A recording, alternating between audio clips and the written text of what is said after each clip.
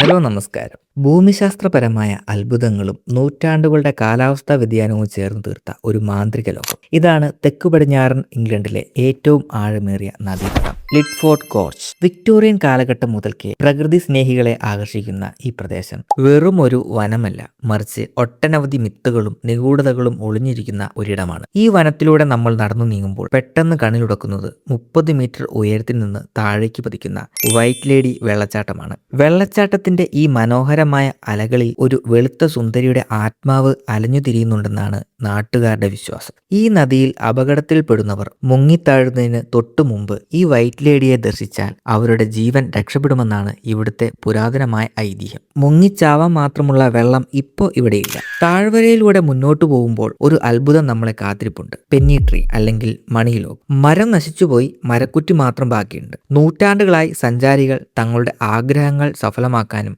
രോഗശാന്തിക്കും ഭാഗ്യത്തിനുമായി നാണയങ്ങൾ മരത്തിൽ തറച്ചു വെക്കുന്ന ആചാരമുണ്ടായിരുന്നു. നൈറ്റ് ഓഫ് ദ 7 കിങ്ഡംസ് എന്ന സീരീസിൽ ഈ ആചാരം കാണിക്കുന്നുണ്ട്. Devils cauldron. ഇടുങ്ങിയ പാറയിടുക്കിലൂടെ ഒഴുകി വരുന്ന ലെഡ് നദി ഒരു വലിയ പാറക്കുഴിയിലേക്ക് പതിച്ച് തിളച്ചു മറിയുന്ന പോലെ തോന്നും. പഴയകാലത്ത് ആളുകൾ വിശ്വസിച്ചിരുന്നത് ഈ വെള്ളം തിളച്ചു മറിക്കുന്നത് ആഴങ്ങളിൽ താമസിക്കുന്ന പിശാച് ആണെന്നാണ്. 16-ാം നൂറ്റാണ്ടിൽ നാടിനെ വിറപ്പിച്ച ഗുബിൻസ് എന്ന കൊള്ളസംഘം ഒളിച്ചു താമസിച്ചിരുന്ന ഗുഹകളും ഈ പാറയിടുക്കിലാണ്. അവർ ഈ സ്ഥലം തിരഞ്ഞെടുക്കാൻ കാരണം പിടികിട്ടി കാണുമല്ലോ. ഡാർട്ട്മൂറിന്റെ പടിഞ്ഞാറൻ അതിർത്തിയിൽ ഒളിച്ചിരിക്കുന്ന ഈ നിഗൂഢ താഴ്വര ഇന്നും സഞ്ചാരികൾക്ക് ഒരു വിസ്മയമാണ്. എന്ന മറ്റൊരു വീഡിയോയിൽ കാണാം. Good bye.